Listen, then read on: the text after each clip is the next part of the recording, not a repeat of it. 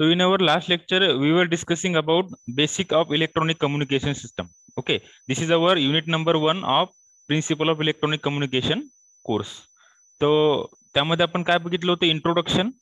We have gone through the introduction. We have seen how communication, what the communication means, and what are the uses of communication in different domains.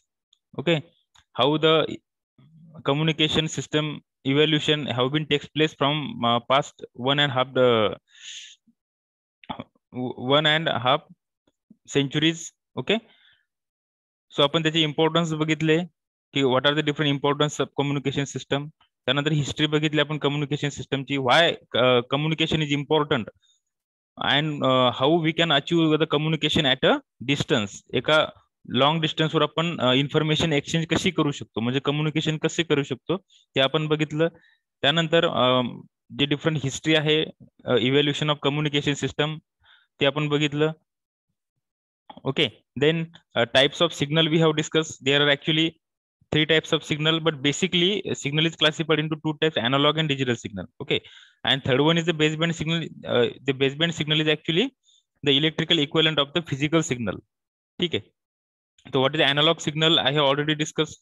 Analog signal is nothing but a continuous time varying signal which has infinite number of values.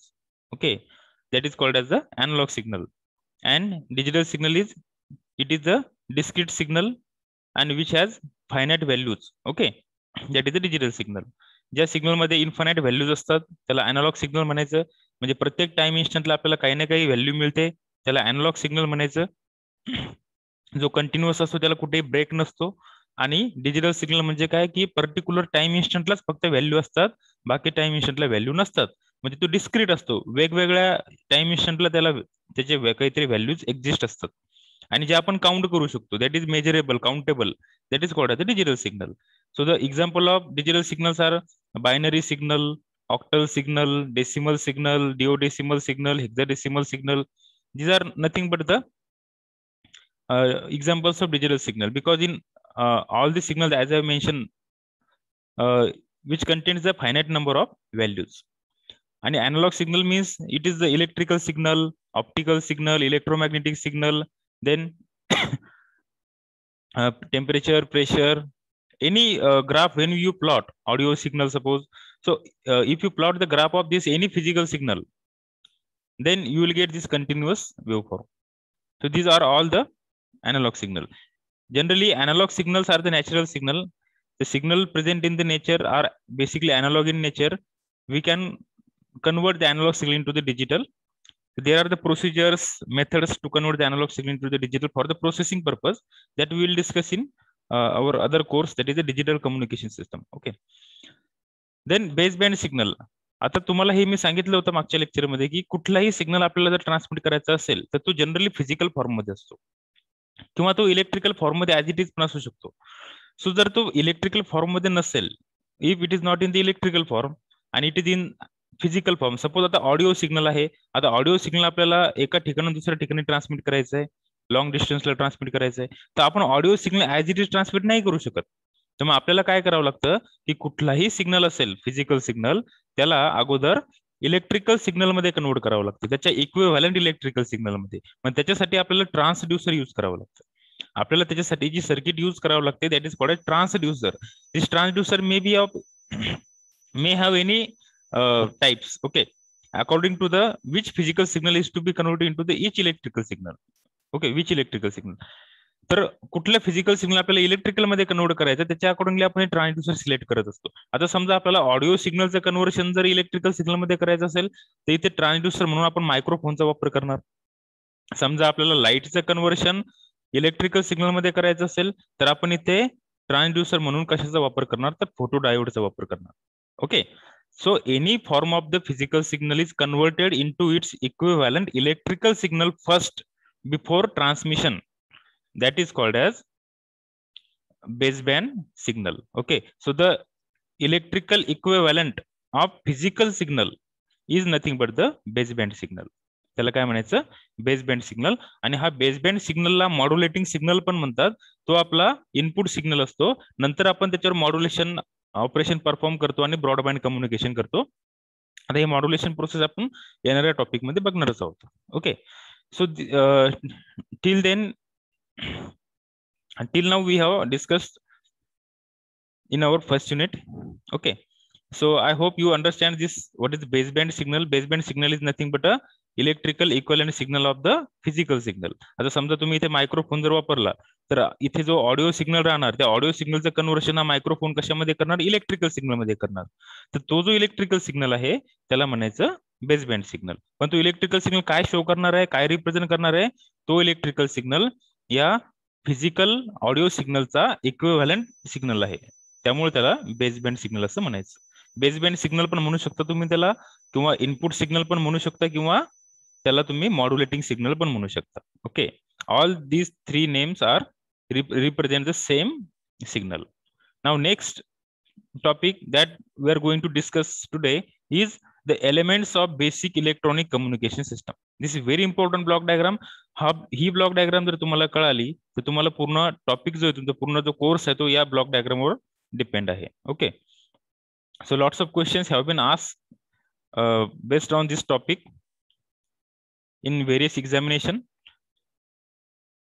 Now this is the block diagram. Okay, input transducer. This block diagram has 5 important blocks or elements, we can say. Input transducer, transmitter, communication channel or medium, receiver and output transducer. Okay, आता यामध्ये काय आहे की जो information किंवा जो information signal असतो आपला, आता इन्फॉर्मेशन सिग्नल कुठल्याही फॉर्म मध्ये असेल, समजा आपला इन्फॉर्मेशन सिग्नल हा असं कुठल्याही फॉर्म मध्ये आहे, ठीक आहे, any form of the information signal.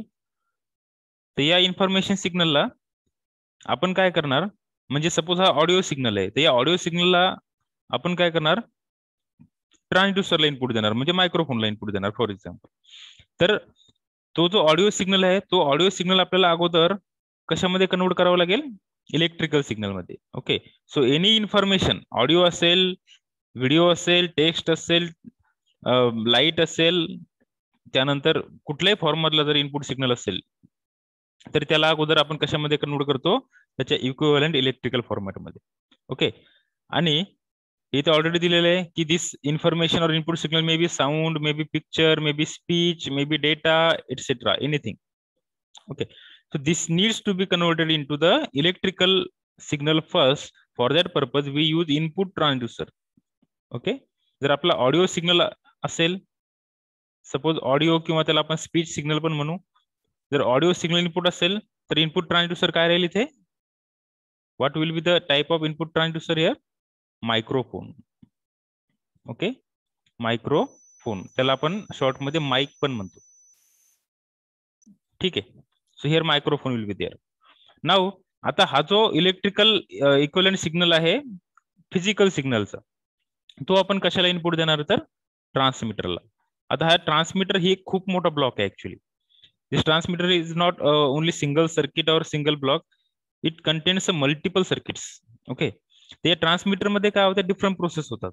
आता हा जो इनपुट सिग्नल आपण इथून घेतलेला आहे, ऑडिओ सिग्नल किंवा कुठले फिजिकल सिग्नल, त्याचं आपण इलेक्ट्रिकल सिग्नल मध्ये कन्व्हर्शन केलं, त्यानंतर ट्रान्समीटर मध्ये आपण त्याच्यावर मॉड्युलेशन ऑपरेशन परफॉर्म करणार. कुठलं ऑपरेशन? मॉड्युलेशन. ओके, आता हे मॉड्युलेशन आपण डिटेल्स मध्ये अपकमिंग टॉपिक मध्ये बघणार आहोत. So we will perform modulation operation.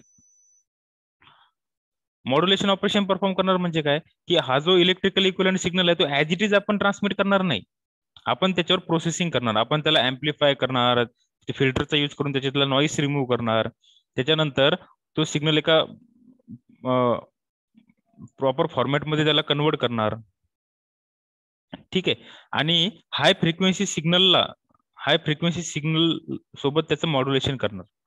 High frequency signal सोबत मॉड्युलेशन म्हणजे काय की त्या या इन्फॉर्मेशन सिग्नल म्हणजे मॉड्युलेटिंग सिग्नलच्या व्होल्टेजच्या अकॉर्डिंगली आपण त्या मॉड्युलेटिंग सिग्नलचं त्या कॅरियर सिग्नलचा पॅरामीटर काय करणार? चेंज करणार. त्यालाच आपण मॉड्युलेशन म्हणतो. इथे तुम्हाला कळणार नाही modulation, actually we have to discuss it in our upcoming topic. So एवढं लक्षात ठेवा की मॉड्युलेशन करतो म्हणजे काय, आपण हा लो फ्रिक्वेन्सी सिग्नल जो असतो, म्हणजे या फिजिकल सिग्नलचा जेव्हा आपण इलेक्ट्रिकल सिग्नल मध्ये कन्व्हर्शन करतो तेव्हा त्याची फ्रिक्वेन्सी आणि अँप्लिट्यूड खूप काय असते? कमी असतं. अँप्लिट्यूड पण कमी असतं आणि फ्रिक्वेन्सी पण त्याची कमी असते. तर मग आपण low frequency signal directly channel मधून ट्रान्समिट करू शकत नाही. त्याचे खूप सारे डिसएडव्हान्टेजेस असतात जे आपण नंतर डिस्कस करणार आहोत. त्यामुळे आपण काय करतो, हाय फ्रिक्वेन्सी कॅरियर सोबत त्याचं मल्टिप्लिकेशन करतो, मॉड्युलेशन करतो आणि तो high frequency carrier signal, modulated carrier signal आपण कम्युनिकेशन चॅनलवरून ट्रान्समिट करतो. What is this communication channel? हे कम्युनिकेशन चॅनल काय असते? It is nothing but a communication medium. आता समजा तुम्हाला सिग्नल, इलेक्ट्रिकल सिग्नल जर ट्रान्समिट करायचं असेल तर तो आपण कशामधून पाठवणार? केबल मधून. ओके, इलेक्ट्रिकल सिग्नल कशामधून पाठवणार आपण? केबल मधून. समजा आपल्याला आता इथे इलेक्ट्रिक सिग्नल आहे that we are going to study to transmit through the cable. Suppose we have to transmit optical signal. Optical means light signal. Then we can transmit that light through this optical cable, optic fiber cable. Okay, or suppose we have to transmit the signal wireless. जर आपल्याला signal कसा पाठवायचा आहे? Wireless with the help of electromagnetic wave. जर आपल्याला electromagnetic wave through जर signal पाठवायचा असेल तर तो आपण कसा पाठवणार? वायरलेस. ओके, वायरलेस म्हणजे without any wire, me through air or free space. ठीक आहे, किंवा तो आपण वायरलेस पाठवणार.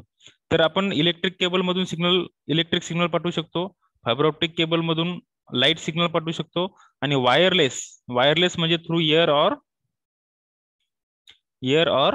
व्हॅक्यूम म्हणजे स्पेस, यामधून आपण इलेक्ट्रोमॅग्नेटिक सिग्नल ट्रान्समिट करू शकतो. Okay, so these are the 3 forms of transmission of signal.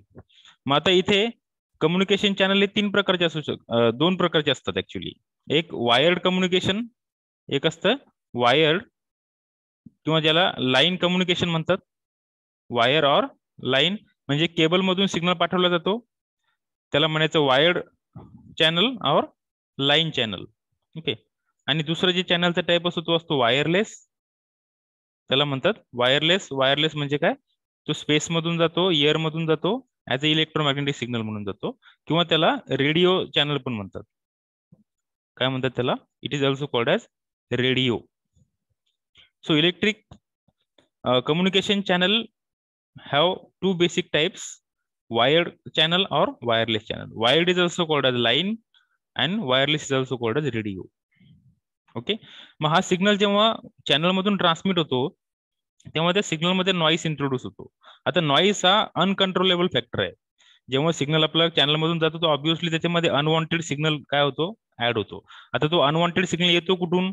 तर अनवॉन्टेड सिग्नल सपोज ढगाळ वातावरण असेल त्यामधून येतो, लाइटनिंग होत असेल, विजा चमकत असेल त्यामधून येतो, किंवा जो बाहेरचा गोंगाट असतो, किंवा मॉइश्चर असतं, टेम्परेचर असतं, किंवा ज्या काही ऍटमॉस्फेरिक कंडिशन्स असतात, किंवा सर्किटमध्ये काही नॉईस, कॉपर लॉसेस वगैरे त्यामुळे जर काही नॉईस इम्यूट होत असेल, किंवा ट्रान्झिस्टरमध्ये जर काही कॅपॅसिटन्स, जंक्शन कॅपॅसिटन्स फॉर्म होते, हिटिंग इफेक्ट होतोय, तर त्यामुळे जो काही इंटरनल नॉईस त्या सिग्नलमध्ये इंट्रोड्यूस होऊ शकतो.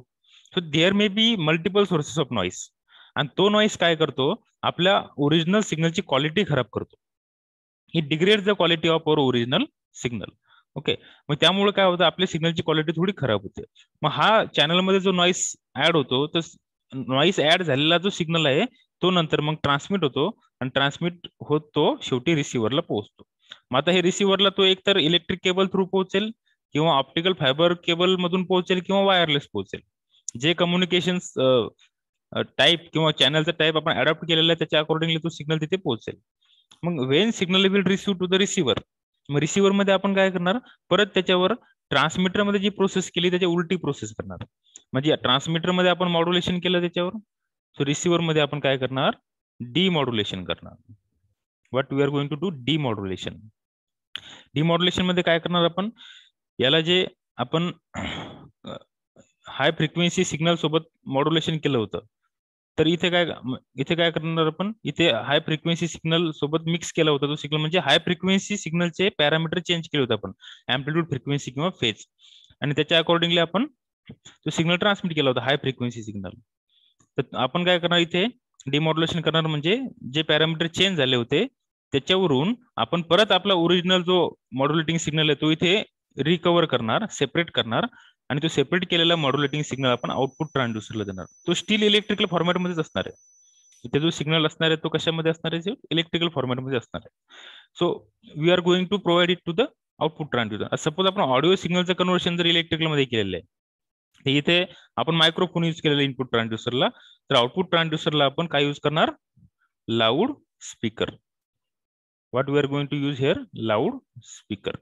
मग हा लाऊड स्पीकर काय करणार, त्या इलेक्ट्रिकल सिग्नलचं कन्व्हर्शन पुन्हा ऑडिओ सिग्नल मध्ये करणार, because that is the output transducer which converts electrical signal into its equivalent physical signal, and at the output of this output transducer we will get audio signal.